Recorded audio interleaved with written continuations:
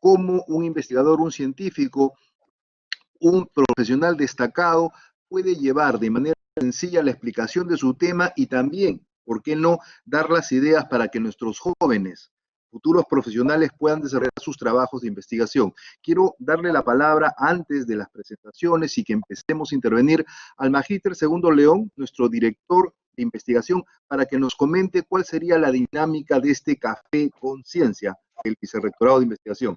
Magíster León. Gracias, doctor Casas. Muy buenas tardes, doctor Javier Villestein. Gracias por aceptar la invitación para conversar con nosotros en este primer conversatorio de Café Conciencia.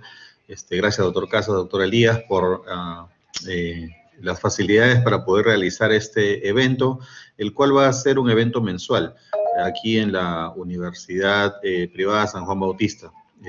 Una de las cosas que nosotros queremos no solamente es comunicar resultados de investigaciones, comunicar ciencias, sino queremos también, a manera de charla, a manera de una tertulia entre amigos, conversar un poco con actores clave, no solamente de la investigación, sino de varios ámbitos importantes en el Perú, sobre temas actuales, sobre temas que están en el día a día y que es importante discutir. Sobre todo en esta época de pandemia es importante para nosotros comunicar varias de estas cosas a nuestros docentes, a nuestra comunidad universitaria y, por qué no, también más allá de las paredes de nuestra universidad. En ese sentido, la dinámica va a ser tal cual una dinámica de conversación en la cual amigos se encuentran en un café, comparten el mismo y empezamos a conversar sobre el tema de hoy. El tema que nos reúne hoy viernes es el accionar jurídico en tiempos de COVID-19 a propósito de la suspensión de garantías constitucionales. Entonces yo voy a pedirle al doctor Javier Villestein que empiece a conversar con nosotros. Tenemos al doctor Urquizo también, tenemos al doctor Casas, tenemos al doctor Bermúdez, y en esta conversación les voy a pedir que sus palabras estén alrededor del tema que estamos discutiendo hoy día. Doctor Casas, por favor. Muchas gracias. Bueno, yo soy médico, conozco muy poco de derecho, la parte que me corresponde de medicina legal, pero cuando se dio esta pandemia y declaran este cese de garantías, para entenderlo mejor, ¿qué sucede? ¿Qué le pasa a la población? ¿Qué le pasa a los estudiantes? ¿Cómo nos desarrollamos en este nuevo mundo y con situaciones? Doctor Villestein, por favor, ¿podría comentarnos un poco acerca de qué es esto que ha pasado en la parte jurídica durante la pandemia? Primero, muchas gracias por la invitación. Para mí es un honor. Mi saludo fraterno al doctor Elías. Es por segunda vez que nos encontramos, porque hubo una primera en que yo fui a la Universidad San Juan Bautista y tuvimos la fortuna de encontrarnos en esta segunda oportunidad. Así que los saludo muy fraternalmente. Encantado de saludar al doctor Casas, artífice importante de este encuentro de Café Conciencia, ¿no? Como no, a mi querido amigo, maestro, el doctor Urquizo, una de las mentes más brillantes del derecho penal en el Perú, y realmente yo he sido testigo no solamente de su elocuencia en las aulas, sino de su elocuencia en el tribunal, ¿no? Que me cupo escucharlo en más de una oportunidad. ¿Cómo no recordar al doctor Bermúdez por sus palabras? Está con nosotros el doctor Joel Córdoba, asistente nuestro en la Universidad Mayor de San Marcos, ¿no? Y bueno, el tema en el fondo termina siendo el tema de lo jurídico en tiempos de pandemia. Bueno, decir al respecto que, bueno, con el viejo truco de la pandemia se han pretendido violentar derechos individuales, ¿no? y derechos personales. Por ejemplo, las causas en la Corte Suprema o las causas en el Poder Judicial se están dando en modo virtual, lo que me parece un esquema, un efecto clínico del asunto procesal. ¿Por qué? Porque ya la Corte Suprema española ha declarado nulos todos esos fallos por violentar el principio de inmediación.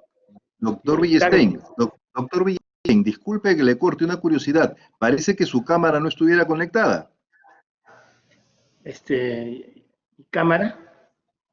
Sí, no lo sé. No Parece me que no ven, está parece. conectada. Sí, no la veo, pero a ver, trate de conectarla, pero estaba interesante y nos estaba comentando. Ahí está. Ya aparezco. Ahora sí. Qué gusto verlo. Bueno, Fuerte abrazo, ya, doctor. Se del había mismo quedado modo, comentando lo de sí, la justicia española. sí, la justicia española ha declarado nulo, ¿Qué tal el sonido? Parece que el doctor Elías quiere. Doctor Elías, díganos. No, es un error, perdón. Sí, Ok. continúe, maestro. Doctor Villestein, ya se le escucha claro y se le ve muy bien. Ya, muchas gracias. Muchas gracias. Bueno, el punto es que la Corte Suprema, el Tribunal Supremo Español ha declarado nulas todas las audiencias en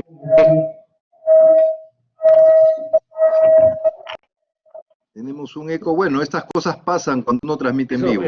eso ocurre, pero yo creo que tenemos que fomentar que todos apaguen sus micrófonos cuando habla otro. Sí, por favor.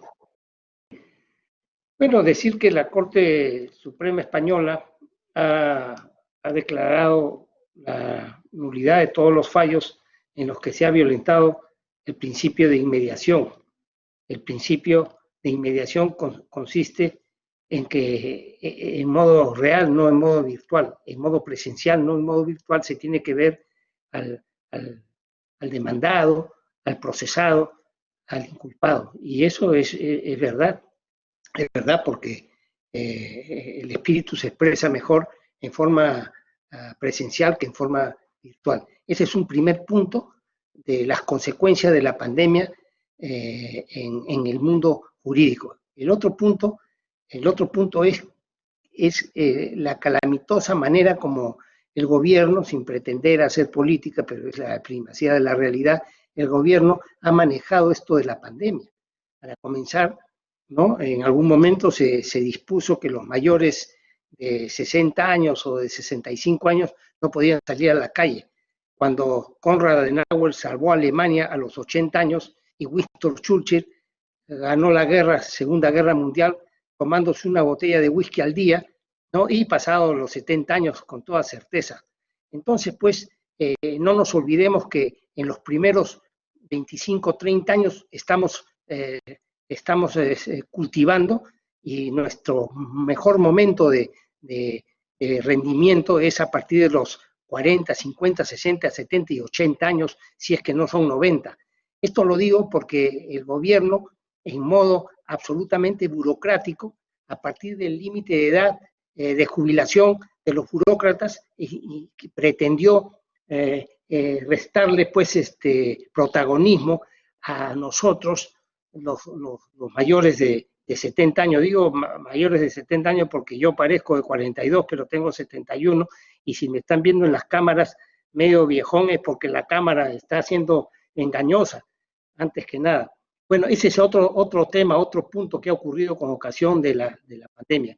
Y bueno, ni qué decir de los bonos. ¿Por qué digo de los bonos? Porque con motivo de los bonos se producen dos argumentaciones. Una primera, que no existe lonche gratis. No es posible dilapidar los dineros de quienes tributamos. Se ha echado a repartir dinero, ¿no?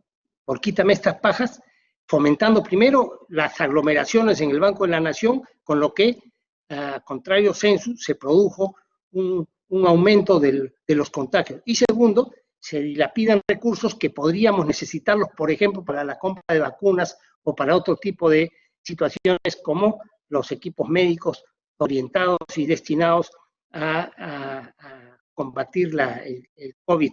En fin, un manejo desafortunado por parte, pues, del gobierno. Ese es un primer comentario sobre el impacto del coronavirus en el mundo jurídico y en el mundo real. Muchas gracias, doctor Villestein. De verdad que a mí me ha dejado pensando, porque en un mundo donde no podemos tener la presencialidad y la virtualidad es lo que va a primar hasta que haya vacuna, ¿cómo quedamos eso de los juicios presenciales o no? ¿La virtualidad va a servir o no? De verdad que es algo que hay que reflexionarlo. En educación justamente se están rompiendo paradigmas, pero yo quisiera de repente que nos comentara en ese aspecto algo nuestro decano, el doctor Urquizo, si de repente pudiera comentarnos algo al respecto. ¿Qué opina de eso que usted ha mencionado, que el gobierno español se está dando, está declarando nulos aspectos, y cómo aplicarlo en la realidad peruana? Doctor Urquizo. Bien. Muchas gracias. En primer lugar, quiero saludar al doctor Javier Wittgenstein, que es catedrático principal de San Marcos, y además es un publicista. Nosotros utilizamos un manual que ya tiene 3 ediciones y realmente los comentarios que hace son absolutamente relevantes. Este es el primer conversatorio que se denomina el accionar jurídico en tiempos del COVID-19 a propósito de la suspensión de garantías constitucionales. En realidad, el artículo 137, esto es una cuestión de orden, habla ahora de derechos constitucionales, que eso lo vamos a ver luego, ¿no? Respecto al principio de inmediación, esto tiene efectos realmente trascendentes, porque cuando estamos en una etapa de juzgamiento, la etapa de juzgamiento no puede ser pues una etapa donde se pudiera trabajar con criterios puramente abstractos, y uno podría llegar a conclusiones de esa naturaleza, porque detrás de los conflictos penales, en realidad, por su propia naturaleza, hay una serie de dramas y hay una serie de peticiones que en un solo momento los jueces pueden percibir, apreciar, incluso con la experiencia que tienen, el lenguaje corporal a ellos les resulta rápidamente perceptible. Y esto se va a producir en decisiones, pero en decisiones en el campo penal estamos hablando que afectan básicamente la libertad de las personas. Y entonces la libertad, por un lado, es un principio.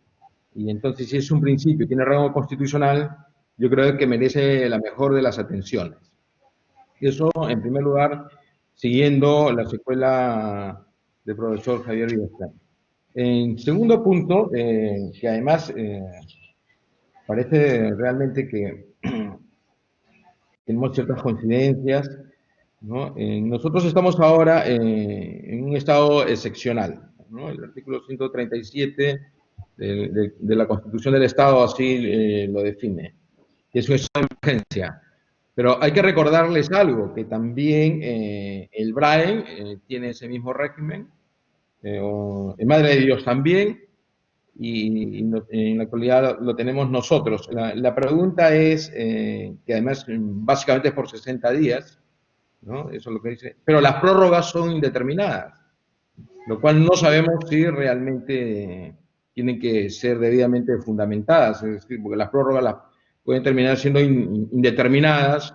Bueno, seguramente el profesor Javier Wittgenstein como yo saben que lo indeterminado se vuelve absolutamente peligroso, se convierte en arbitrario y realmente es un abuso, ¿no? Y entonces, tal vez, en realidad no hubiésemos necesitado recurrir al artículo 137 y se podría haber planteado una emergencia de carácter puramente sanitario.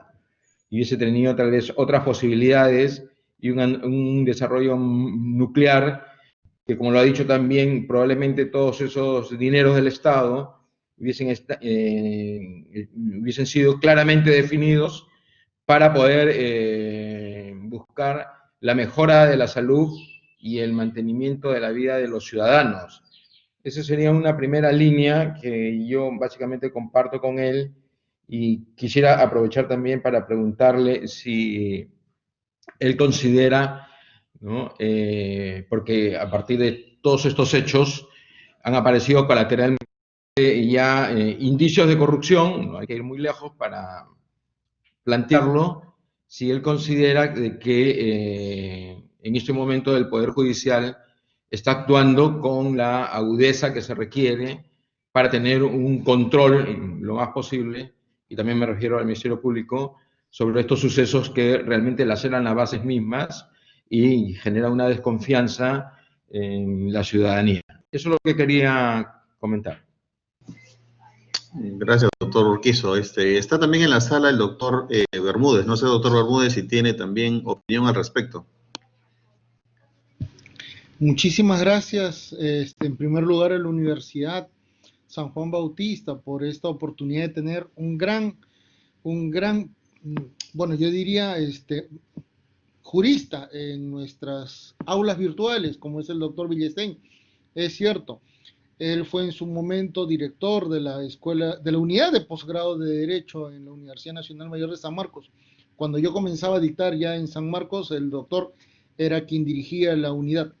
Y además nos hemos encontrado en varias actividades y eventos académicos.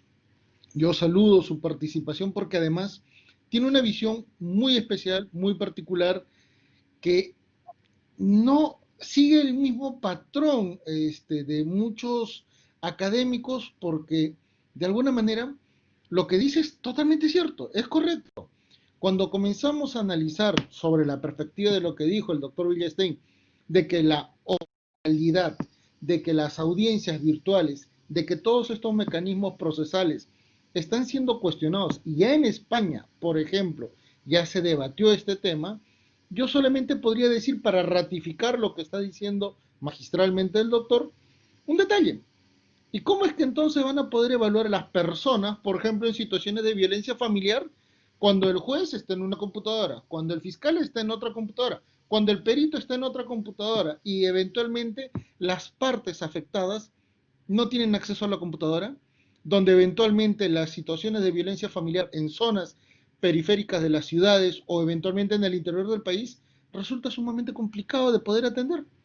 Peor aún, donde existe una cifra negra sumamente elevada que no necesariamente va a presentar una denuncia, porque no tiene los medios para hacerlo y eventualmente tampoco podría seguir el caso. Ante esas situaciones, la dirección y manejo del Poder Judicial ha optimizado un recurso digital, el acceso a audiencias virtuales, pero el contexto de los derechos fundamentales, en particular para exigir la inmediación, para exigir una fundamentación de parte del juez para dar un resultado, un veredicto, una resolución judicial, no pueden flexibilizarse a tal nivel. Y la opinión crítica que acaba de mencionar la comparto, y además creo que debería enfatizarse ese punto, porque hay situaciones que no se pueden admitir este tipo de actividades, porque no se trata, por ejemplo, de la ejecución de un pagaré, de la ejecución de un título de valor, se tratan de vidas humanas y eventualmente en un aspecto a nivel de violencia familiar tan dramático, también podría verse en el ámbito penal, donde estamos hablando sobre la libertad, sobre los derechos de una persona. Y si bien es cierto, hay una pandemia, hay un contexto muy negativo que limita los derechos, inclusive la propia movilidad, eso no significa que el Estado de Derecho tenga que estar en cuarentena. Y en esa perspectiva lo felicito, una voz bastante pertinente en estas circunstancias, pero me gustaría que pueda ampliar un poco más el por qué los fundamentos para decir que estos mecanismos de intervención judicial digital no son tan válidos ni tan legítimos en un contexto como el que vivimos, porque finalmente los derechos humanos y los derechos fundamentales no pueden verse limitados a tal nivel. O sea, no puede existir una pandemia que nos diga, no tienen derechos. Inclusive en la misma Constitución, artículo 137, cuando se detalla el contexto del estado de emergencia, detalla que algunos derechos van a ser relativizados, pero un momento, estamos hablando de vidas, estamos hablando de derechos fundamentales, estamos hablando de libertad, inclusive a una cuestión de integridad, si lo limitamos, por ejemplo, al ámbito penal y al ámbito de violencia familiar. ¿Qué opinión tiene usted, doctor Villestein, sobre esta situación en la cual el juez no va a poder ver a las partes y eventualmente su opinión va a quedar sumamente limitada? Muy pertinente, doctor Bermúdez. Doctor Villestein, comente, Sí. por favor. Bueno, un primer comentario es el generacional. Yo siempre he dicho que para que un joven conozca lo que conocemos nosotros a la edad que nosotros tenemos, es muy difícil. Pero para nosotros conocer lo que sabe un joven, tendríamos que volver a nacer. ¿A qué voy? A que estos manejos informáticos, tecnológicos, requieren juventud, puesto que a nosotros nos ha sorprendido esta pandemia. Yo, por ejemplo, hace una semana que he comprado la laptop, me siento importantísimo porque ya aprendí a encenderla y apagarla, ¿no? Pero como es natural, una serie de recursos y plataformas me son muy difíciles de articular. Estoy dictando clases en San Marcos con el modelo Google Classroom y lo hago bien, pero el que instaló el sistema es nuestro compañero acá presente en el aula virtual, el doctor Joel Córdoba. En consecuencia, pues, esto ocurre en lo tecnológico. Lo que dice el doctor Bermúdez es verdad. Hay mucha gente que no puede ni tan siquiera acceder al laptop o a la tablet, y en consecuencia los derechos de defensa podrían terminar conculcados y los plazos correspondientes perjudicar a las víctimas de violencia o a los procesados, ¿no? Y en consecuencia se tiene que implementar un modelo pro homine, ver la manera de que, por ejemplo, los plazos de prescripción, tratándose de delitos, no sufran una merma atribuyéndosela a la pandemia, sino que continúen los plazos de prescripción ordinarios, que el principio de inmediación es muy importante. Yo he sido juez de la Corte Suprema 13 años y en alguna oportunidad he escuchado a un abogado hablar 20 minutos y cuando ha terminado de hablar le he preguntado, dígame doctor, ¿cómo es verdad? ¿Cuál es el delito de que acusan a su patrocinado? O sea, había hablado un montón, pero no era capaz de decirnos si se trataba de una violación, de narcotráfico, de homicidio o de las graves o leves. En consecuencia, el principio de inmediación es fundamental, no solo por lo que ha dicho el doctor Urquizo, en el sentido de que la expresión corporal dice muchas cosas. Por ejemplo, nos habla de la sinceridad con la que una persona explica. Entonces yo creo que aquí se tiene que buscar un mecanismo que compatibilice los derechos fundamentales, ¿no?, con las exigencias de la pandemia y el recurso tecnológico. Ok, doctor Urquizo, a ver, quiero escuchar su réplica, sería interesante.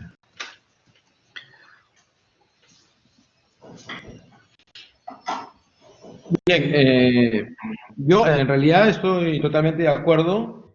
Yo me estaba preguntando dos cosas. La primera, si en un Estado de derecho social y democrático, estos mecanismos restrictivos que van a afectar los derechos constitucionales, en realidad deben ser doblemente motivados y fundamentados. Eso, en primer lugar, porque desde el punto de vista del ordenamiento jurídico hay muchísimas afecciones, ¿no? Una gráfica que acaba de mostrar Manuel Bermúdez, que además es un investigador, es cierto, hay una serie de posibilidades. Si ya en general las personas tienen muchas dificultades para acceder a la justicia presencial, por denominarla de alguna manera, van a tener mayor cantidad de dificultades en el mundo virtual. Y luego pueden ser incluso instrumentalizados o pueden ser postergados, precisamente por su desconocimiento o sus pocas posibilidades.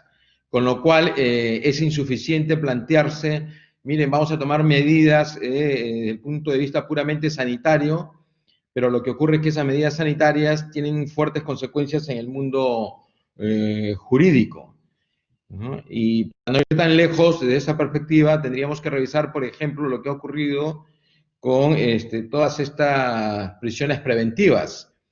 Unas prisiones preventivas que muchas veces no están debidamente fundamentadas.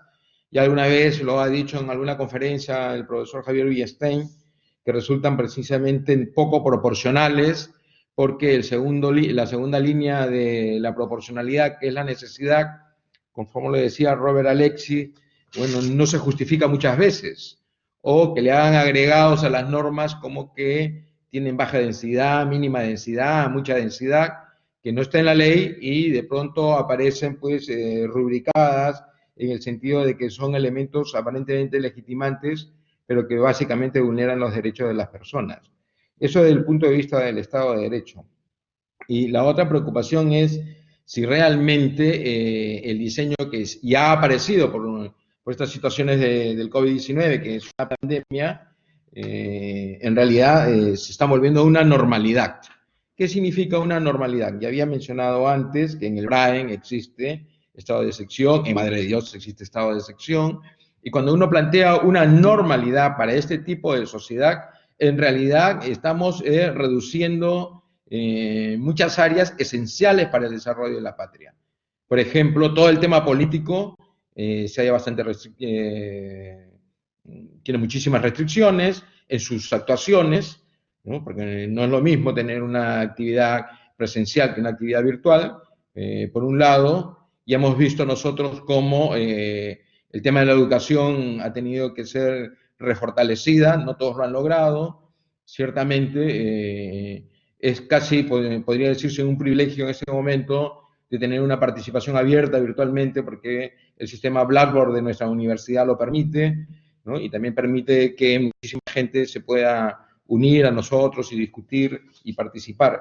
Pero eso, volviendo al punto de la idea de la normalidad, esto nos va a terminar afectando si seguimos manteniendo eso, que ya ha dejado de ser un planteamiento puramente normativo para convertirse en un planteamiento ideológico que puede ser instrumentalizado desde el punto de vista de los criterios hegemónicos que alguien quiere manejar o controlar. Pero el Estado de Derecho tiene capacidad de respuesta. No sé qué opina el doctor Javier. Tengo una curiosidad para ustedes, con su experiencia jurídica. La normalidad es otra. La virtualidad va a permanecer no meses, probablemente un año. Dios quiera que no. Entonces, volvemos a eso. ¿Se pone en cuarentena la justicia o es que va a tener que reinventarse? Voy a contestar, normalidad es una situación, ¿no? Normatividad es otra situación, ¿no? Entonces habría que diferenciarla, ¿no? A eso básicamente me refería, ¿no? La normatividad se tiene que imponer y eso está en la Constitución, ¿no? Y ellos no nos pueden imponer una normalidad, ¿no? Interpretando la normatividad de rango, además de rango constitucional, donde se están afectando esencialmente, como dice el artículo 137, los derechos constitucionales. Doctor Villestein, ¿qué opina usted? Bueno, una primera cuestión es que hay que tener cuidado con la visión clínica del mundo. El mundo no es solamente clínico. Por una visión clínica se puede destruir la economía y se puede destruir el derecho. Entonces, para comenzar, se tiene que buscar un equilibrio en la cosmovisión de los eventos que ocurren en la sociedad. La pandemia no puede ser vista solo en modo clínico, porque por verlo en modo clínico han destruido la economía en los últimos 100 días.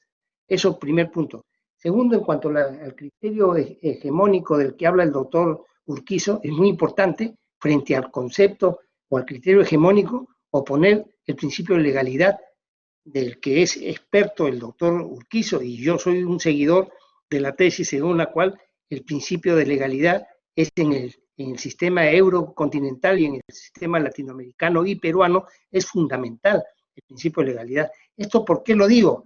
Porque la única fuente de derecho penal en el Perú, independientemente de la pandemia, es la ley penal.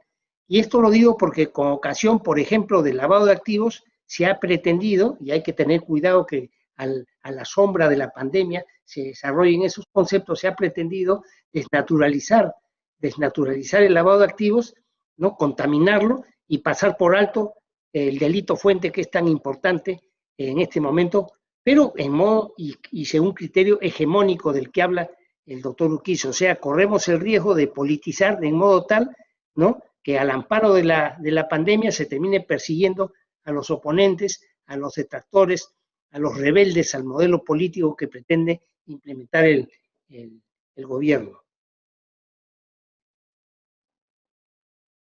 pero ese cuestionamiento que se hace es, por la enfermedad sabemos que no podemos contactarnos, o por las medidas que se están tomando. Sabemos ahorita que, y concuerdo con usted, doctor Villestein, que la visión clínica es una y tenemos una socioeconómica que debería irse adecuando.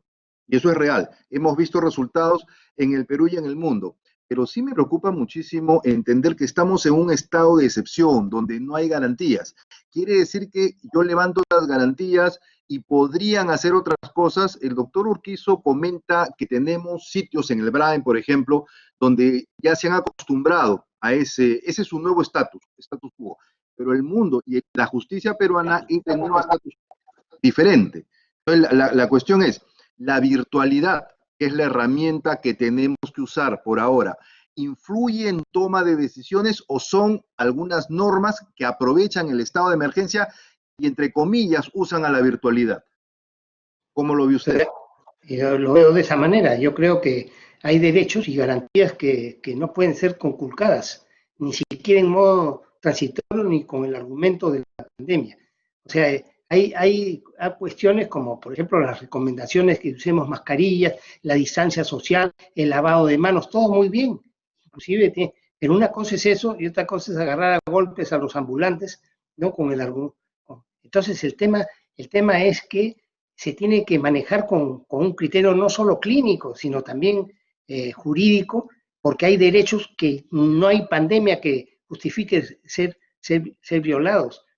Por ejemplo, la libertad, de nada serviría el derecho a la libertad si es que el gobierno, al amparo de la pandemia, nos obliga necesariamente a permanecer indefinidamente, ¿no?, en nuestra casa, o lo que yo en algún momento protesté como una discriminación aceptable, de que los mayores de cierta edad no podían salir, todos los demás pueden salir menos los mayores. Esa garantía no es aceptable, no es, esa violación a esa garantía no es aceptable, ese es el tema.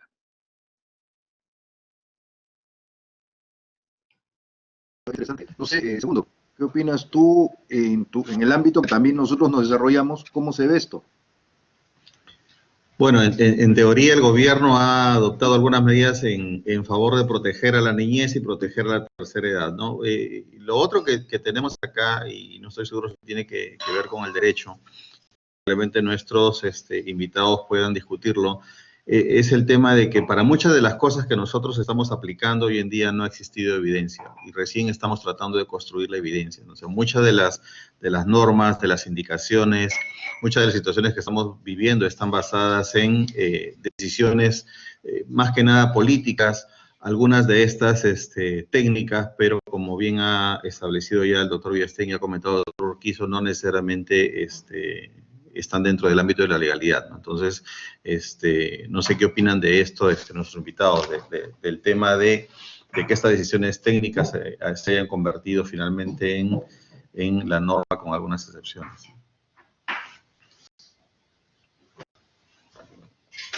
Doctor Urquizo.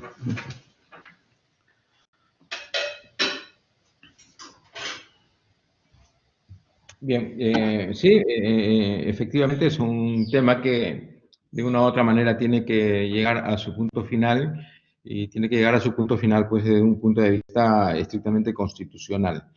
Fíjense, esto los constitucionalistas peruanos ya lo han mencionado, desde un punto de vista de su percepción. Por ejemplo, José Palomino Manchego, que es además un catedrático de Derecho Constitucional, en un artículo que ha aparecido en una revista que dice Emergencia Sanitaria por COVID-19, retos al constitucionalismo peruano, y el escrito Constitución, Estado de Emergencia y COVID-19 en el Perú, un diagnóstico situacional preliminar, evidentemente pone pues como punto de referencia a una serie de pequeños detalles que me gustaría trasladárselos, ¿no? Por ejemplo, dice, estamos viviendo un sentimiento de vulnerabilidad, de fragilidad. Buena prueba de ello es el derecho a la vida. Ya el derecho a la vida casi no nos pertenece, porque no tenemos estructuras sanitarias que realmente la puedan darnos los datos del mantenimiento y el aseguramiento. El derecho a la salud y no estoy exagerando, fíjense ustedes, y esto es un hecho concreto, por eso uno lo puede mencionar, hace unos 3 o 4 días salió una señora, ¿no? Pidiendo hablar en ese momento con el presidente de la República con la finalidad de buscarle un poco de oxígeno a su esposo. Pues no tuvo esa suerte. ¿No? Ciertamente que después han existido disculpas, pero de ese tipo de situaciones, de esos tipos de situaciones son miles. Por eso yo no sé si hoy día podemos nosotros decir que realmente disponemos de nuestra vida. Porque puede ser que, como un manto, ¿no? Porque esto tiene que ver además con los sistemas sanitarios y todo este proceso que tiene un carácter eminentemente médico, no está asegurado en nuestro país. ¿No? Y entonces probablemente lo que dice este profesor sobre la fragilidad y la vulnerabilidad se está convirtiendo en algo latente, que efectivamente somos mucho más frágiles y vulnerables, ¿no? Desde esta perspectiva. También él menciona, dice, ¿no? La fragilidad del sistema inmunológico de mayores de 60 años que inmediatamente tenía una respuesta de carácter normativo, porque han dicho, como ya lo ha mencionado aquí el profesor Javier Bienstein, bueno, ellos se han tomado el derecho, por decirlo entre comillas, y dice, bueno, ¿sabes qué? No vas a salir. No vas a salir y bueno, porque yo creo. ¿Y por qué digo eso? Porque yo creo. Porque cuando uno parte de suposiciones, de creencias o de expectativas que no tienen detrás un soporte empírico, es decir, una comprobación empírica de que efectivamente este tipo de personas son totalmente vulnerables, y además, si fueran lógicos, también tendrían que, como dije antes, en el caso del sistema penitenciario, las personas de 60 años en automático, inmediatamente deberían salir porque también estarían bajo el mismo sistema del riesgo, porque eso parte de los criterios funcionalistas del aumento de riesgo, que el profesor, por supuesto, lo sabe, ¿no? Que viene de las manos de Niklas Luhmann, ¿no? Todo este planteamiento y antes de Habermas, ¿no? El distanciamiento social. El distanciamiento social también tiene repercusiones. No es solamente un distanciamiento social desde el punto de vista psicológico, por favor, ¿no? Es mucho más. El distanciamiento social quiere decir que uno ya no puede integrar. ¿No? Quisiéramos pertenecer en una comunidad para poder expresarnos, ¿no? Expresarnos públicamente, ¿no? Se hace virtualmente, pero los efectos no son iguales, ¿no? Y entonces cambian las dimensiones, incluso de la posición de los ciudadanos, en lo que he dicho, en un Estado de Derecho, ¿no? Luego dice el profesor, distanciamiento social, crisis laboral. Crisis laboral, eso es esencial, lo acaba de mencionar el profesor Bienstein, crisis laboral, económica y educacional.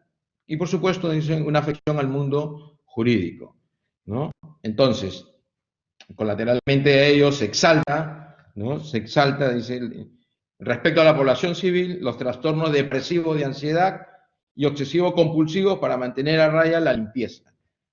Y entonces todos los problemas, quiero decirte, cuando se comienza a exaltar una serie de situaciones, paradójicamente se están escondiendo otras, que son esenciales.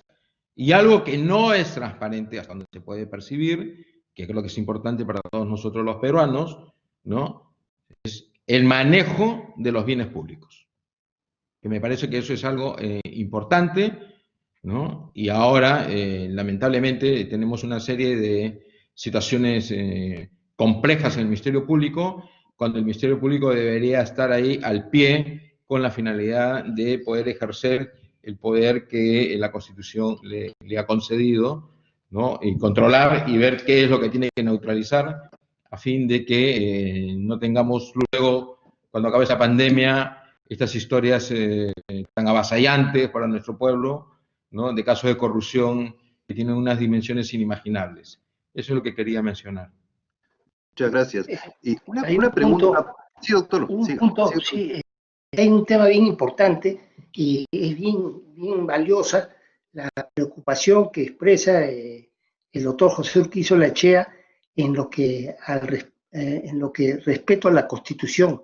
Es muy importante el respeto a la Constitución, porque la Constitución desde sus primeros artículos y las leyes, concretamente la penal, desde sus primeros artículos, el derecho a la vida. ¿Y esto por qué lo digo?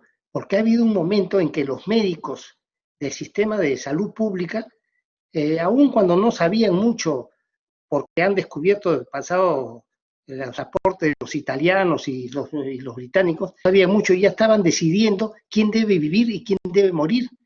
Eso es bien importante porque hubo un momento en que se pudo producir aquí delitos graves contra la vida de las personas cuando dijeron, señores, si se presenta un joven necesitando una cama UCI y un mayor, tenemos que preferir al joven, cuando estamos viendo perfectamente que personas con más de 100 años han sobrevivido al COVID. Pero independientemente de la edad, esa designación, ese modo de elegir quién vive y quién muere es absolutamente ilegal e inconstitucional, y esa es una de las cosas que ha ocurrido con motivo de la pandemia, aun cuando los médicos poco sabían de la evolución de esta enfermedad, porque recién se está empezando a descubrir una serie de factores, ¿no? Como que la gente no muere por el virus, muere por las bacterias que surgen de la inflamación de los pulmones y una serie de cosas, puesto que el virus propiamente solo vive 14 días. Entonces hay una serie de prejuicios, ¿no? Y de enfoques. Yo denuncié por el tweet a algún médico que decía, si estamos frente a esa situación, a los mayores de tanto prácticamente los condenamos a morir en salvaguarda del joven, con lo que se violenta en el modo que acaba de exponer el doctor José Urquizo Lachea, se violenta el derecho a la vida y los derechos fundamentales de rango constitucional. Así es, doctor Villestín, de verdad que ese es un dilema grande, y no solamente en la parte legal, que muchas veces los médicos no le estamos analizando, sino nos orientamos en ese momento a toma de decisiones muy, muy difíciles. Una pregunta, doctor Villestín, ¿era necesario levantar las garantías constitucionales o pudimos habernos manejado de manera ordenada o más civilizada sin ese levantamiento? Ya no me queda claro, ¿por qué se tenían que levantar si daban un ordenamiento? Exacto. No, además que no hay derechos, por ejemplo, es un derecho fundamental el derecho a la vida. Entonces, con ese argumento que levanto hay ciertas garantías que se defender, pero no todas. En consecuencia, ahí ha habido un exceso, ¿no? Que ha sido consentido incluso por algunos miembros de la comunidad jurídica, como es el Ministerio de Justicia, ¿no? Como es el Ministerio de Justicia, o algunas ONG vinculadas, pues, vinculadas al mundo del derecho, más en modo de persecución que en modo de defensa. Saben ustedes perfectamente que me estoy refiriendo al IDL, ¿no? Bueno, definitivamente, mejor no tocar los temas. Doctor Casa, disculpe. Sí, claro. Doctor Casa, disculpe, usted que es de formación médico, de repente lo puede complementar el doctor Bermúdez, el doctor Villestín, usted que es médico, durante la formación del médico, ¿le enseñan a diferenciar estas cosas de temas legales, por ejemplo, para decidir el ejemplo que decía el doctor Villestín de quién vive y quién muere basado en este asunto sin mucha evidencia? O sea, ¿tienen ustedes parte de esa formación o esto es algo que se le ocurre al médico en presencia de desesperación o qué sé yo? A ver, vayamos por partes y cucharadas. No soy abogado, pero en la parte formativa, cuando nosotros manejamos a nivel de pregrado, tenemos algunas nociones en ética. Y a nivel sobre todo de la especialización es donde se nos enseñan, y hay cursos especiales de manejo en desastres. Y por ahí hay criterios que se utilizan, pero con objetivos de buscar el bien mayor. Entonces, eso es para debatirlo muchísimo, ¿no? Pero la lógica que se aplica es la misma. Lo que a mí no me queda claro es el manejo en esta cuarentena, el levantamiento de garantías, más que la toma de decisiones médicas, la toma de decisiones por la población. Y qué bueno que esté el doctor Bermúdez también. ¿Cuál sería su posición? ¿Se debieron levantar las garantías o podemos haber funcionado ordenadamente sin ese levantamiento, doctor Bermúdez? A ver, una bonita pregunta para una situación muy complicada. Vamos a analizar desde un punto de vista, imagínense como abogado del diablo, ¿ya? Por una cuestión muy simple, para poder verlo sin apasionamiento. Primero, ¿hizo bien el Ejecutivo, el Gobierno Nacional en esta situación? Analicemos el contexto. Fíjense que la declaratoria de estado de emergencia la dio el 15 de marzo, a sabiendas que el día 16 de marzo el Congreso de la República iniciaba sesiones. En otras palabras, se hizo la declaratoria de estado de emergencia un domingo en la noche, tomando en cuenta que el día siguiente ya volvía el equilibrio de poderes en el país. Poco sospechoso. 2, tenemos que tomar en cuenta que ya el estado de emergencia se había un poquito adelantado porque el gobierno había dictado medidas sumamente pertinentes hace casi 2, 3 semanas antes, como por ejemplo el restringir el público en determinadas zonas y en determinados locales a un máximo de 200 personas. Entonces, hay una serie de elementos que suenan muy complicados de entender. Pasando, ya instalado el Congreso de la República en un equilibrio de poderes, viene el gran detalle. Cuarentena, 15 días, restricción de derechos. Pero un momento, no estamos en una situación de guerra. Esto es una cuestión sanitaria, ¿correcto? Y por lo tanto venía el gran inconveniente. ¿Cómo restringir derechos? Tomando en cuenta que hay una cuestión sanitaria, cuando en esencia, en ese momento, el Estado no tomó ejecución ni tampoco previsión de todos los servicios a nivel de salud que se necesitaban. 2, no se tomó en cuenta que durante esos primeros 15 días se trajeron a muchísimos peruanos del extranjero gastando millones de dólares solamente para tenerlos en hoteles de lujo y luego estar, ¿qué cosa?, en sus respectivos hogares, y muchos de ellos fueron contaminados, y por eso es que la pandemia se extendió al interior del país. 3, ¿cómo comprender una limitación de derechos si eventualmente ni en ese momento el Estado aceleró el contexto de una protección, por ejemplo, para grupos vulnerables, ejemplo, los que estaban en una situación de detención o de carcelería en una cárcel, o eventualmente los que estaban en una condición de una mayoría de edad que, por ejemplo, no cuentan con los recursos como para poder ingresar a los servicios públicos de salud?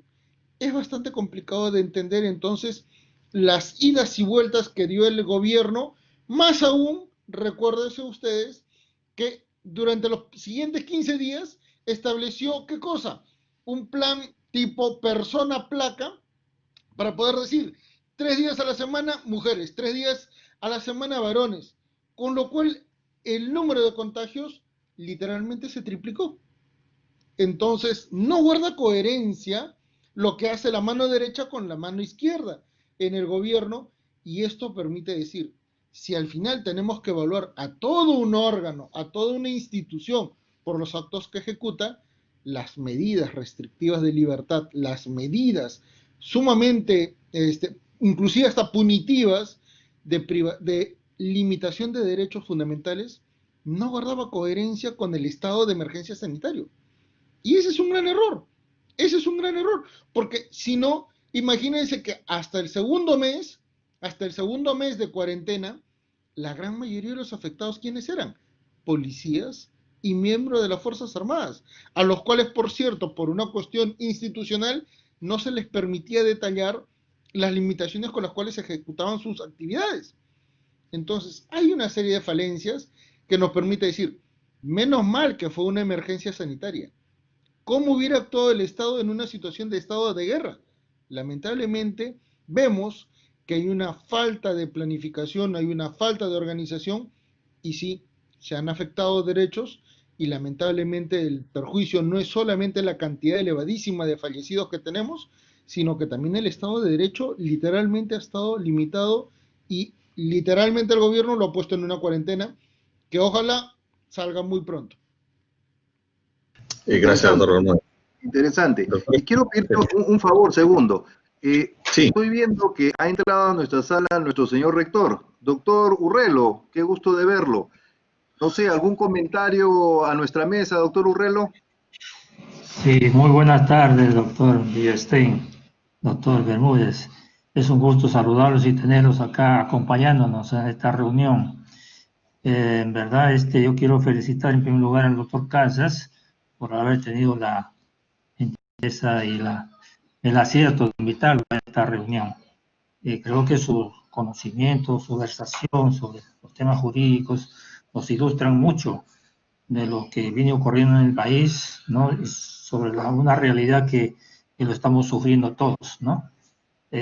Nuevamente, doctor, quiero agradecerle su presencia en nuestra institución y esperamos tener siempre esa contribución suya. Y no es la primera vez que tenemos la oportunidad de escucharlo, pero muchas gracias por esta oportunidad. Gracias, doctor Urrelo. Hay un par de comentarios, antes de cederle la palabra al doctor Stein, que en estos últimos minutos me gustaría también que lo comenten porque son consultas que vienen de las personas que están en la sala escuchándonos. Hay una consulta de la doctora Bravo referente a cuál es el escenario de la legalidad en este estado de emergencia frente a las comunidades originarias del país, ¿no? Quienes incluso, menciona ella, no tienen derecho a la identidad y quiere saber si se alberga para ellas algún derecho a la salud. Y ahí tenemos una consulta adicional sobre este tema de la escasez de oxígeno, si es que el Estado tiene o no tiene una responsabilidad legal al respecto. Doctor Stein, por favor.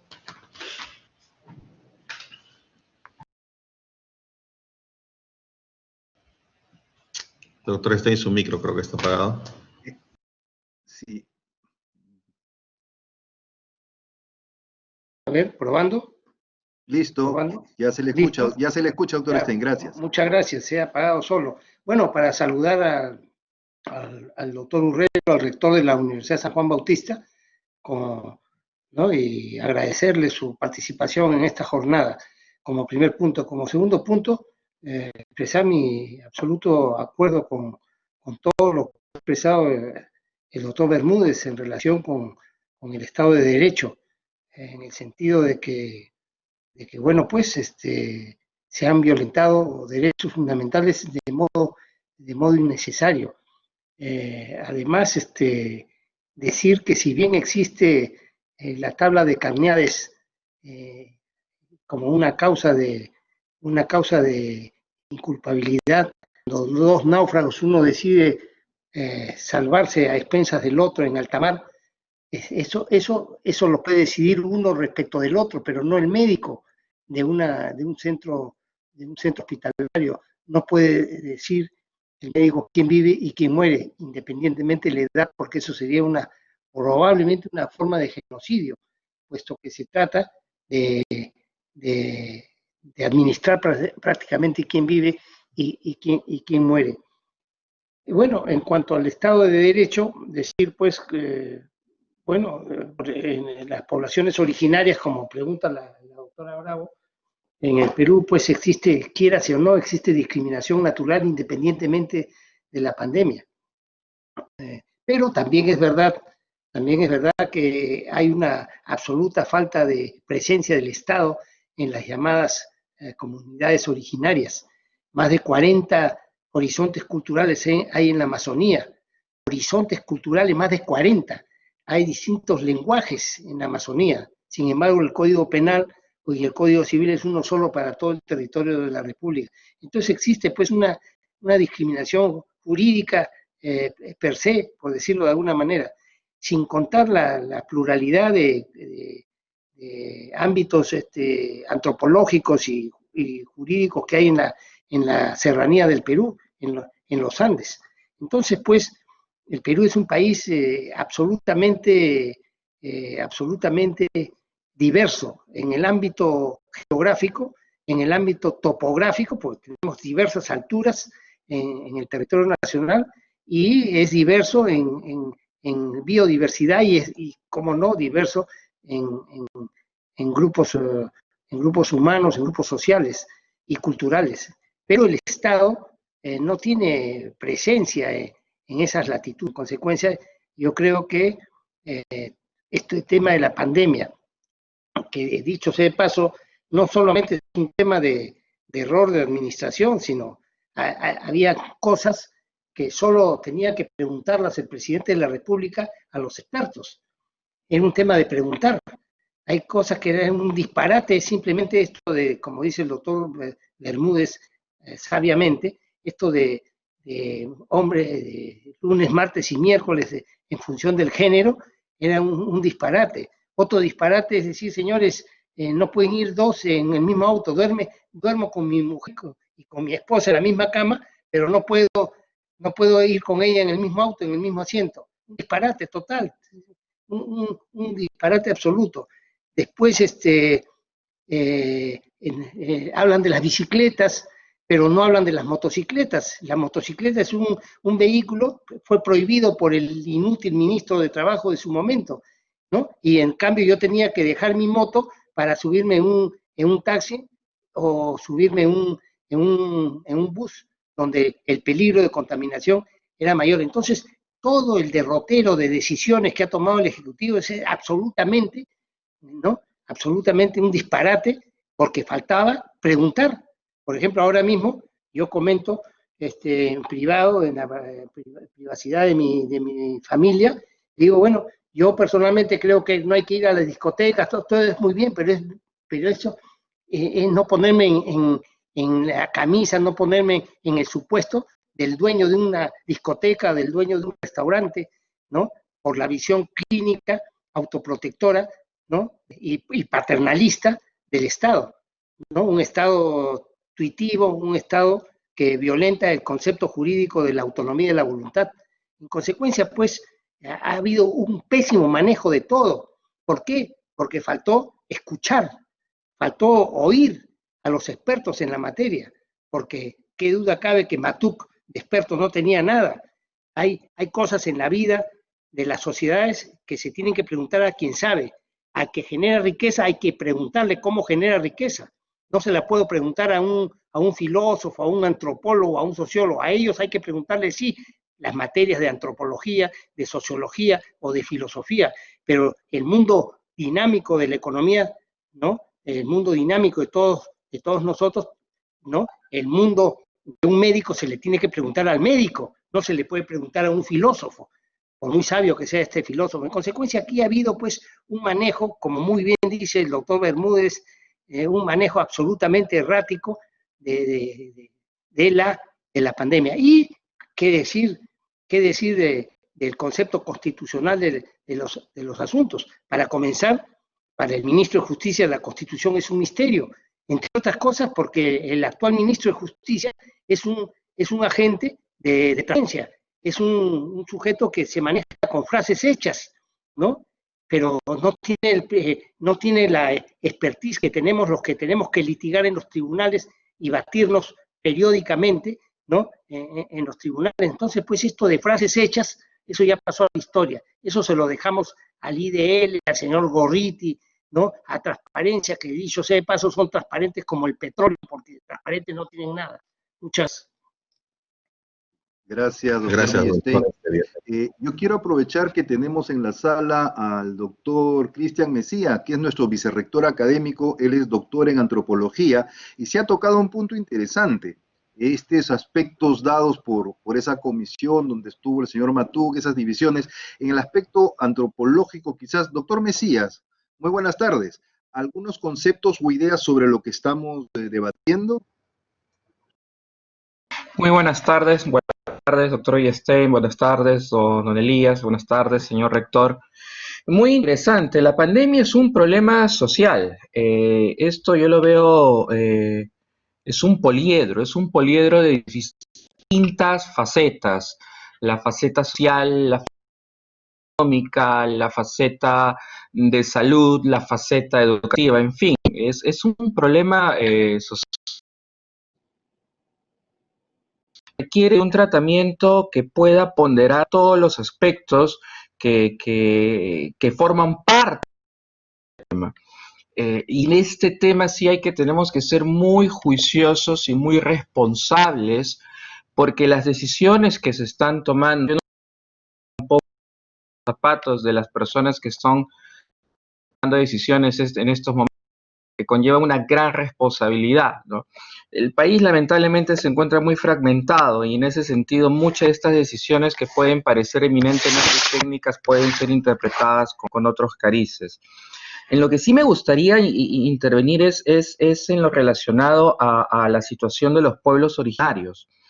Lamentablemente tenemos un gran problema ahí que lo estamos viendo actualmente con las cifras de infectados en la región de la selva y expresando en las cifras que tiene Brasil. Brasil actualmente tiene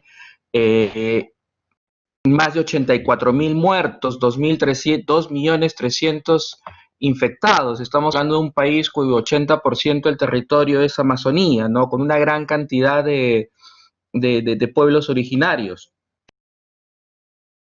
De hecho, se está dando en nuestro país, ¿no? Y esto me preocupa la poca reacción que hay instrumentos gubernamentales como el Ministerio de Cultura, que es el principal responsable de salvaguarda de estas poblaciones originarias. En muchos casos, poblaciones que son poblaciones voluntarias, como ustedes saben, tenemos médicos en la sala, no están preparados pues para recibir, no tienen para la más simple gripe o para infecciones de las más corrientes para los citadinos o occidentales, imagínense un virus de esta naturaleza. En ese sentido, sí, me preocupa mucho y recojo los comentarios que se han vertido en relación a la poca preocupación. Es como el peruano o la República Peruana considera ciudadanos de primera, segunda o tercera calidad, no sé, importancia, ¿no? Y esto no es un problema de ahora, lamentablemente. En nuestros casi 200 años de vida republicana hemos tenido esta desatención, discriminación cierta hacia los pueblos originarios, tanto de la selva como en los Andes, ¿no? Y es bastante curioso. El problema que tenemos de muchos contagios están por pueblos originarios en la selva, pero vemos que hay varios estudios, usted, doctor Casas, lo sabe bien, que se han hecho sobre infectados y índices de prevalencia en el Tíbet, en Bolivia, en Ecuador y en el Perú, donde la calidad del virus es menor, ¿no? Entonces deberíamos también en ese sentido tener la vista puesta en las poblaciones andinas para ver posibles elementos que nos ayuden de una manera. Pero sí, ciertamente defensión desde el punto de vista legal, creo yo, siendo antropólogo, pero lo veo en mi trabajo cotidiano, en mis investigaciones en relación al estado de calidad de vida de los pueblos originarios, tanto de los Andes como de nuestra Amazonía. Gracias. Y gracias a los presentes. Gracias, doctor Mesía. Si me permiten. Doctor, estén adelante, por favor. Muchas gracias. Tengo una particular, no sé si adicción o entusiasmo por la antropología. De hecho, estudié algo de antropología en mis años mozos. El gran antropólogo británico Spengler dijo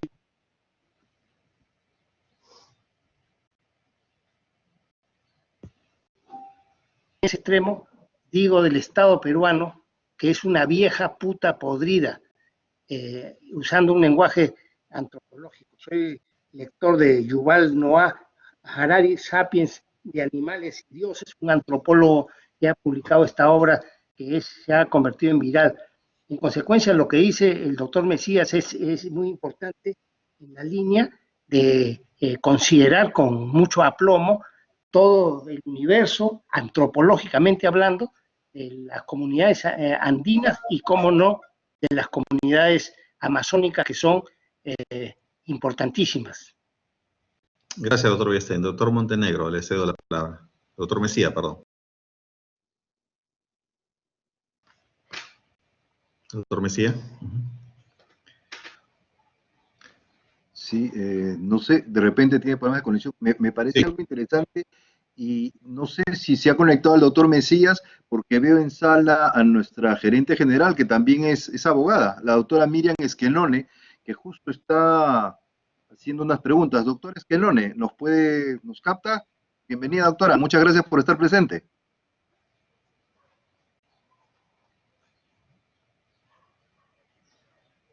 Vamos a ver. Porque la doctora está que escribe, no sé si me puede escuchar. Doctor Esquenone, buenas tardes. De repente hay problemas de conectividad, pero doctor Villestein, justo hay unas preguntas que hace la doctora Esquenone. ¿Se conectó? Me parece que no. Entonces hay que Habla acerca... Sí, acerca de los problemas de los derechos de igualdad y al mismo tiempo indica que las mujeres siguen siendo, sobre todo las adultas, las más afectadas, aunque ya se tiene una visibilidad de ello en los ministerios y a eso si le sumamos aspectos como violaciones, intraparentales, golpizas, en fin, acciones de violencia. ¿Cómo ve usted, doctor Villestein, la situación de la mujer en el ámbito legal con esta pandemia que ha puesto en cuarentena aparentemente a un poder judicial? Es lo que yo estoy entendiendo. ¿Se afecta más la mujer? ¿Tiene menos oportunidades que antes? Bueno, esa es una pregunta que yo la considero bien complicada, porque para comenzar, en lo que a mí concierne, yo tengo en un muy alto nivel a la mujer peruana, en particular, para comenzar, soy 40 y tantos, creo que cerca de 50 años de casado. Soy monógamo matrimonialmente hablando. Pero eso de que la mujer es víctima, eso es bien complicado, bien, que iguales no somos, somos diferentes. Para mí la mujer es superior al hombre. Eso no se me ocurre decirlo de momento, no como eh, en modo demagógico, sino que yo sí creo que la mujer tiene un papel fundamental. Lo que pasa es que respecto de ciertas actividades tiene desventajas. Y tiene desventajas porque tiene pues que el matrimonio acarrea la procreación, y la procreación trae consigo el cuidado, y el cuidado trae consigo, en fin, es todo un tema que debiera responder el doctor Mesías, porque termina siendo un tema antropológico, usando la fórmula de Desmond Morris. Desmond Morris en El mono desnudo, y debe conocerlo perfectamente el doctor Mesías, escribe algo al respecto, y creo que él es el que debe responder a ese tema. Muy bien. No sé si se ha conectado el doctor Mesías porque sí me manifestaba que tenía problemas. Doctor Mesías. Sí, ese es un tema muy, muy interesante y lamentablemente es un tema que no se ha resuelto en nuestra sociedad y es un tema que no se ha resuelto en el mundo. Nosotros debemos recordar que la mujer recién se instaura a mitad del siglo pasado. Debemos recordar también que los temas de propiedad de las mujeres, exacto, 1955, doctor Esquenone. Entonces, sin ánimo de crear polémica, pero recuerdo haber leído una frase muy interesante de Engels, de primera discriminación en la primera mundo en la historia de la humanidad es la opresión que se le da a la mujer, ¿no? Que es algo occidental. O sea, si yo veo esto el tema de la opresión o de discriminación al mundo occidental, ¿no? Entonces, ¿cuál es el mundo occidental? El mundo occidental, Grecia, Roma, nosotros somos herederos de toda esa tradición. Muy distinto al mundo oriental o a los orígenes de la civilización, por ejemplo, en Mesopotamia, en los presumerios, donde las mujeres tenían un rol fuerte, preponderante, ¿no? Sociedades matriarcales. Entonces, la situación que estamos viviendo, pues, es origen de nuestro legado occidental y es una situación que no se ha resuelto, ¿no? Hablar incluso en el mundo andino, que por mis investigaciones lo conozco bastante bien, el rol de la mujer es muy fuerte. Actualmente en las comunidades andinas podemos ver que quien lleva la batuta, quien lleva el comando, quien lleva el orden, ¿quién es? La mujer, ¿no? Y las relaciones de poder son distintas a como las vemos en el mundo occidental. Hay excepciones, ¿no? En las relaciones patriarcales que son muy similares a las del mundo. ¿Qué hacer? Es una pregunta muy dura, muy difícil de contestar. ¿Qué hacer? Es el cambio cultural. Es un cambio en las relaciones de poder, es un cambio cultural. ¿Por qué tenemos en los cuales por las mismas posiciones las mujeres ganan hasta 30 o 40% menos de lo que gana un hombre? ¿Por qué? Si es la misma posición, con los mismos estudios. ¿Eso es justo? Claro que no es justo. ¿Por qué existen más CEOs o presidentes, directorios, gerentes que son hombres y no mujeres? qué está sucediendo, por qué. O sea, es un cambio cultural fundamentalmente, y para el cambio cultural la sociedad tiene que cambiar en sí. Para la sociedad tiene que cambiar en sí, debemos apuntar a la educación. Yo considero, y eso siempre lo repito a mis estudiantes en clase, mi generación, la generación que está anterior a mí, son generaciones perdidas en ese concepto. Perdidas en el sentido que tenemos los vicios de una sociedad en la cual nos hemos formado, porque el ser humano es producto de condiciones materiales de existencia, ¿no? Entonces, es apostar en lo de 8 años, una hija que la estamos criando en casa, una hija empoderada, una hija consciente de sus derechos en las casas. Y eso, ¿a qué voy? En la casa nos ve tanto la madre como el padre que hacen la misma. Yo limpio, cocino, me ocupo de la cocina, la madre se ocupa, o sea, intercambiamos roles, y esos son los roles de igualdad que todo niño, cada persona debe ver en casa. Si nosotros replicamos en nuestras casas, imagínense cuál va a ser el comportamiento fuera de la casa, ¿no? Y esto se transmite también en el ordenamiento legal. ¿Por qué? Porque la sociedad, el ordenamiento legal lo que hace es sancionar, controlar cómo comportar una sociedad, qué es lo punible y qué es no lo punible.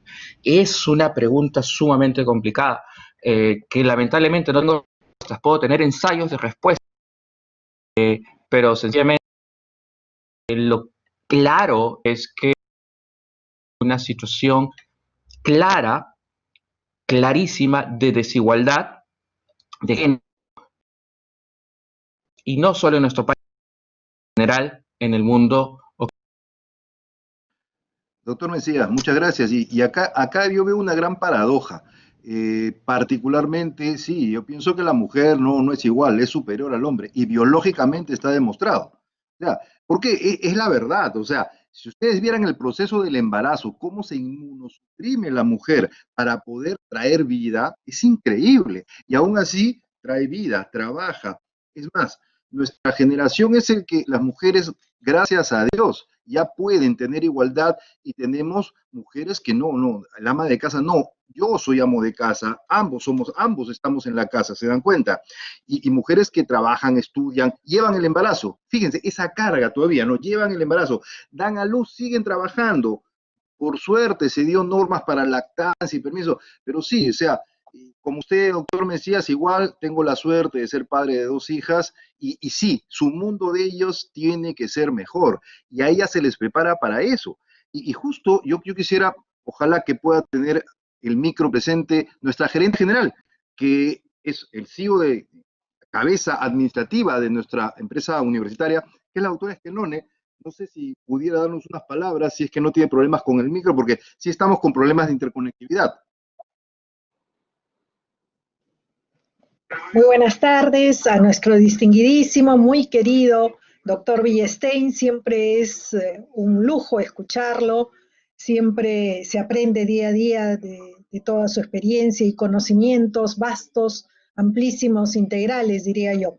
Feliz y felicitando además al doctor Alberto Casas Lucich, nuestro vicerrector de investigación, por el inicio tan prometedor de Café Conciencia. Efectivamente, las mujeres estamos acá presentes, trabajando y también haciendo el arrocito, como a veces digo, para poder dar la comida a tiempo, porque todavía, a pesar de ser libertarias, mantenemos lo que es difícil de cambiar. Estos cambios culturales no son fáciles. Nos enseñaron que hay que estar en la cocina, que hay que poner la mesa, que hay que ver de la limpieza, de la ropa, y eso es algo que si nos han criado así, es difícil de cambiar para la generación como la mía. Pero qué bueno que ya tenemos por lo menos nuevas mentalidades al respecto. Sin embargo, la gran mayoría no vive igual, no vive en las mismas condiciones, y feliz de que el doctor José Luis Elías Ábalos, acá presente, nuestro presidente fundador, esté justamente cada vez mejorando la enseñanza, porque es la educación la posibilidad más certera y clara de lograr una mejoría en la vida, de lograr ser autónomos y libres. Muchas gracias, doctora Esquenone. Gracias. Gracias, doctor Esquenone. Muchas gracias, doctora. Y sí, segundo, estamos viendo que Sí, educación hay no solamente nos hace libres. exactamente, hay varias cosas interesantes. Y yo sí tengo una pregunta y de repente el doctor Urquizo nos puede ayudar en la respuesta, ya que hemos estado hablando del tema de la mujer. Hemos visto de que, por ejemplo, el tema de maltrato a la mujer, que es básicamente mucho de este maltrato nace en el hogar y a pesar de la cuarentena hay una serie de denuncias, el número no ha disminuido, hay muchas violaciones en los hogares. ¿Cuál es el futuro cercano de nuestras niñas en este mundo de cuarentena, cuando hay mucha impunidad alrededor de todo este maltrato y abuso sexual que rodea a las mujeres en general en el Perú, sobre todo cuando el problema en muchos hogares es el inicio de todas estas dificultades que tenemos como sociedad? A ver, vamos a establecer un primer criterio. Históricamente, el legislador le presenta a la comunidad, al pueblo, de que la utilización de las leyes penales le va a solucionar los problemas de violación o los problemas que tengan que ver necesariamente con las relaciones interpersonales y sobre todo cuando las víctimas son mujeres. Eso no es cierto, está ya científicamente demostrado. La lucha debería ser a un nivel de prevención. La prevención tiene que ver con la educación. La prevención tiene que ver con establecer criterios sociológicos. También he escuchado aquí criterios antropológicos, ¿no? Criterios psicológicos que pongan en evidencia, ¿no? Y se pueda demostrar efectivamente cuáles son las características de estos tipos de delitos para poder dosificar el tema de la prevención a través de la educación. Por ejemplo, educar a las personas para que los niños no hablen con extraños, ¿no? Educar a los niños para que denuncien ciertas manifestaciones, incluso provenientes de sus familiares. Pues ese es un tema que no alcanza el derecho penal porque el derecho penal llega posteriormente. Claro, en el derecho penal esto se ha maximizado, tenemos feminicidio, ¿no? Tenemos todos los temas que tienen que ver con las violaciones, tenemos todo aquello que afecta a los atentados contra el pudor. Desde ese punto de vista, sí, yo creo que hay una conciencia en ese sentido de que se tiene que intervenir con todas las garantías del derecho penal, pero también con toda la fuerza, que es la fuerza punitiva del derecho penal, a estas personas pues, que lesionan a las personas en sus aspectos esenciales para su vida, ¿no? O que han aprovechado situaciones prevalentes. Yo recuerdo, porque además esto ha sido objeto de una larga conversación en la universidad, el tema de un profesor en provincias que no tuvo ningún reparo en violar a jovencitos. Llegó al penal y se suicidó. No duró ni 24 horas, ¿no? Porque se le puso en evidencia, porque además lo negaba, se puso en evidencia pues, todo este daño que había generado. Yo sí creo que nuestro país ha dado un paso adelante. Ahora hablo del derecho penal en el sentido de que ¿sí? Son estrictos, pero hay que diferenciar una cosa. El hecho de ser estrictos no quita que tengamos que ser pues, absolutamente transparentes en el trato, es decir, seamos imparciales. El tema probatorio es un tema esencial, porque también pueden ocurrir y seguramente el doctor Villestein, con la gran experiencia como juez, lo puede ampliar o reafirmar. Muchas veces también se utilizan estos mecanismos, ¿no? Para otros fines, imputaciones de tocamientos indebidos o presuntas violaciones, y entonces la justicia pues tiene que actuar como tiene que actuar desde un punto de vista objetivo para llegar a situaciones certeras, ¿no? Pero si hablamos solamente de las leyes, ¿sí? Yo creo que sí tenemos muchísimas leyes, pero si se mantienen esta gran cantidad de sucesos, y sobre todo ahora en la pandemia, como lo ha dicho el doctor León, pues obedece precisamente a que la fase anterior, que es la fase de la educación, de la prevención, del trabajo social, del trabajo comunitario, de la conciencia, ¿no? De la importancia de realzar los valores de la convivencia, pues no se están desarrollando. Y eso sí es un tema que ya escapa al derecho penal. Gracias, doctor Urquizo. Doctor Villestein, no sé si tiene algún comentario al respecto, porque justo dice la doctora Esquenone algo que probablemente es cierto, ¿no? Se pregunta si nuestro sistema de justicia es de naturaleza conservadora y machista, ¿no? Bueno, yo diría que el asunto tiene que conducirse en la línea que está señalando el doctor Urquizo. La justicia no tiene por qué tomar partido. Yo he conocido el caso de juezas mujeres en la Corte Suprema que la duda perjudicaba al reo, o sea, de manera y de modo inconstitucional. Y es verdad lo que dice el doctor Urquizo, que se puede aprovechar esa situación para estigmatizar y neutralizar a una persona, y por eso es que la justicia requiere no solamente la verbalización de un evento, sino la probanza de que ese evento ha ocurrido. Hay que ser muy cuidadoso desde el punto de vista jurídico.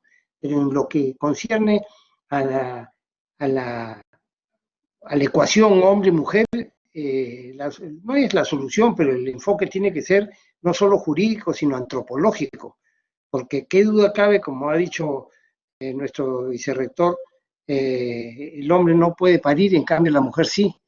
Él dice, y yo completeo, de que la mujer tiene en algún aspecto una superioridad respecto del hombre.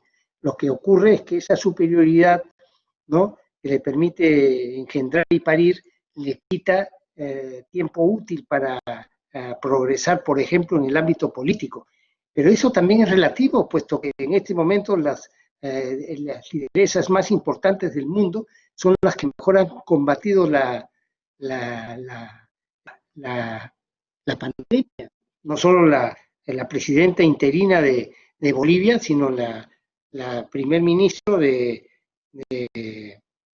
un país anglosajón, que han demostrado que son absolutamente ecuánimes y sensatas en el manejo político de cosa pública, y han combatido muy bien, ¿no?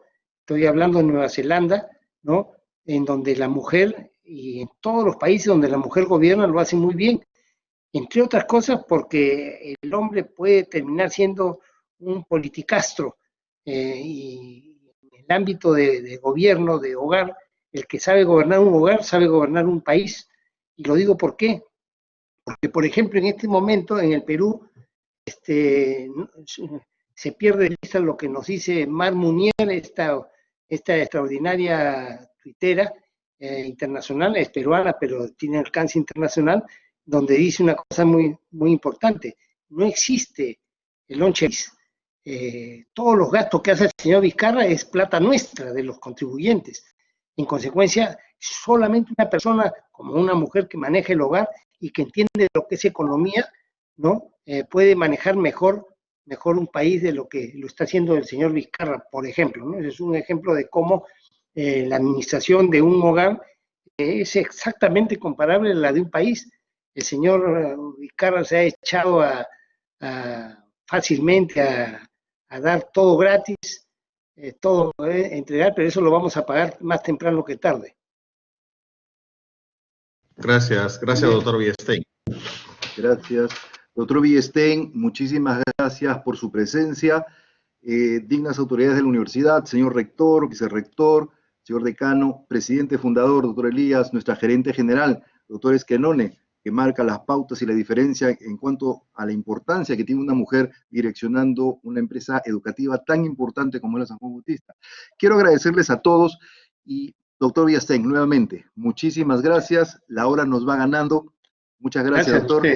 Gracias por la invitación. Para nada, y de verdad ha sido un placer y un honor poder estar con ustedes. Nos vemos de acá en un mes para encontrarnos con una taza de café. Y si es conciencia, mucho mejor. Muchísimas gracias. Nos vemos. Muchas gracias.